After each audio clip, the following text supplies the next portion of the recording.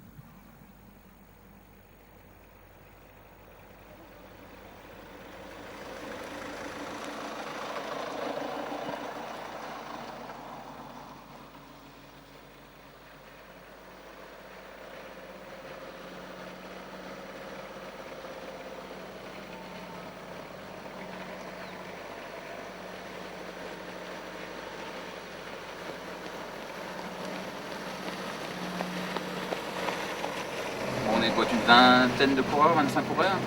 Au niveau logistique, c'est quand même lourd, organiser le déplacement, les véhicules, etc., le trajet, les autorisations, les escortes sur la région parisienne. Il y aura des motards ou des véhicules de police qui vont nous escorter toute la partie région parisienne.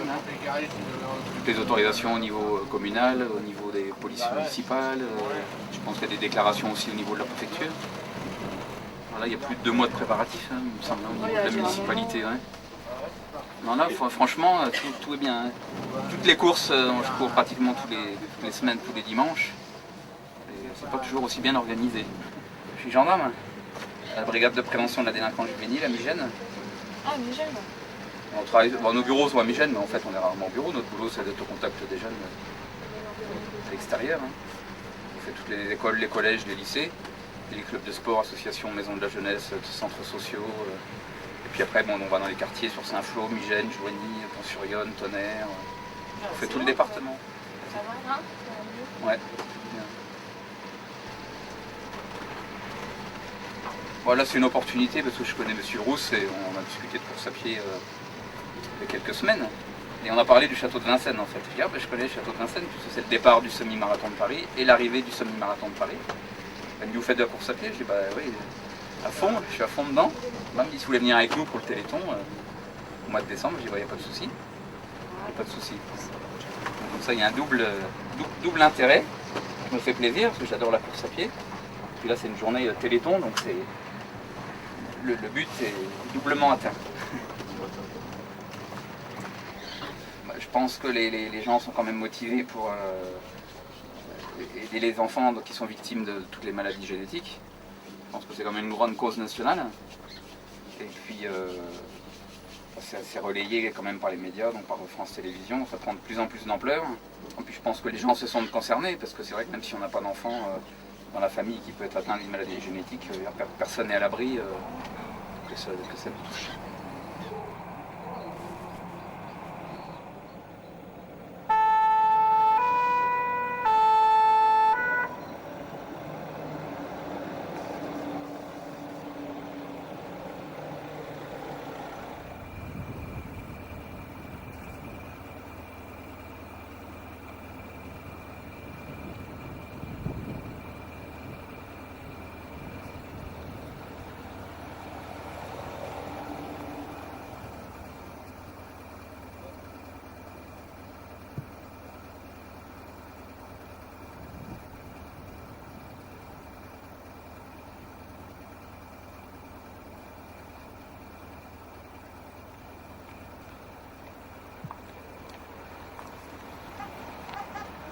On avait rendez-vous à 7h au niveau du chapiteau, donc on a pris notre petit déjeuner, puis après on est parti. Et puis bon, les relais ont commencé, donc j'ai commencé à masser au moins 1h30 après, le temps que tout le monde, les relais passent. Et puis tout le monde n'était peut-être pas, s'ils étaient au courant, mais n'osent pas non plus aussi venir se faire masser, parce que c'est vrai que c'est pas une habitude. Et puis j'ai commencé par un des pompiers avec qui j'étais l'année dernière à la course. Donc du coup, puis après ça s'est enchaîné. Après, j'ai pas vu les étapes. Ça passe assez rapidement. Donc, voilà. Et puis je masse suivant ce qu'ils me demandent. En général, c'est surtout les mollets qui prennent, qui sont les plus douloureux. Donc c'est vrai que je m'attarde assez souvent dessus. Après, je fais quand même les cuisses, et puis si jamais il y a un problème, j'essaye un peu au niveau du dos, j'essaye un peu de masser, mais c'est pas mon travail. Donc je fais vraiment ce que je peux, je fais le rudiment pour essayer de soulager, mais je suis pas kiné.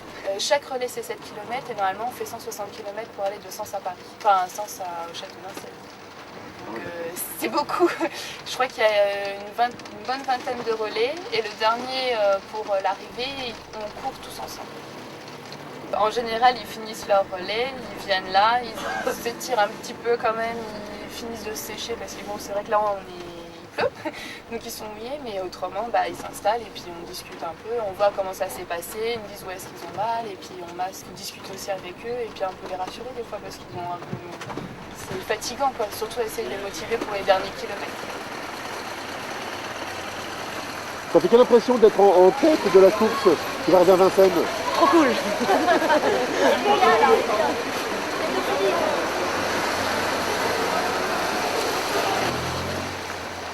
Voilà, on peut plus là. On s'entraîne régulièrement. Et vous avez couru combien de kilomètres aujourd'hui? 160, on a fait des relais de 7 km. Et vous personnellement? J'en ai fait 21 plus les derniers là.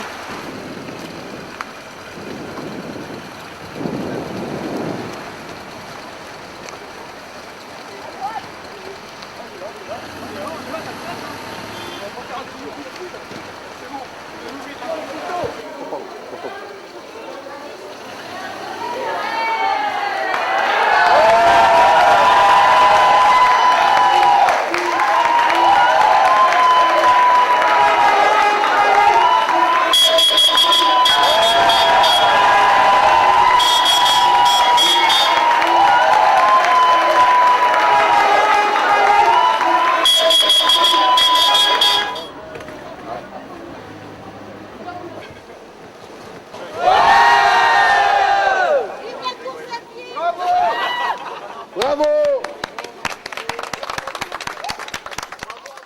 Il y a de nombreuses années, quand on était adolescentes toutes les deux, j'ai fait une promesse à Estelle qu'un jour je ferai le téléthon pour elle et pour d'autres personnes qui ont la maladie génétique et qu'un jour je lui passerai le flambeau. Et donc ce jour-là est arrivé. Aujourd'hui, ce matin, j'ai passé flambeau à Estelle en tant que marraine. Vraiment, je suis très émue. Je suis très émue de ce que j'ai fait aujourd'hui, de les avoir accompagnés, de voir que, au moins, il y a des gens qui sont là pour faire tout pour que la recherche évolue dans le bon sens. Et dans les marathoniens, je peux remercier en particulier dans les marathoniens que j'ai vus aujourd'hui là, arriver à Vincennes, un de mes voisins que je ne savais pas qu'il faisait le marathon et qui est sur place. Donc je le remercie aussi. Alors c'est un grand défi, un premier raid Sens Vincennes pour le Téléthon, donc qui a été initié par la ville de Sens, par Marie-Louise Faure, le député maire, avec la participation très active des agents municipaux de la ville. Il y avait en effet des véhicules de la ville de Sens, il y avait qui eux encadraient, coordonnaient la course. Nous avions des véhicules, des camping-cars qui nous ont été prêtés justement grâce à l'association des camping-cars Club de France.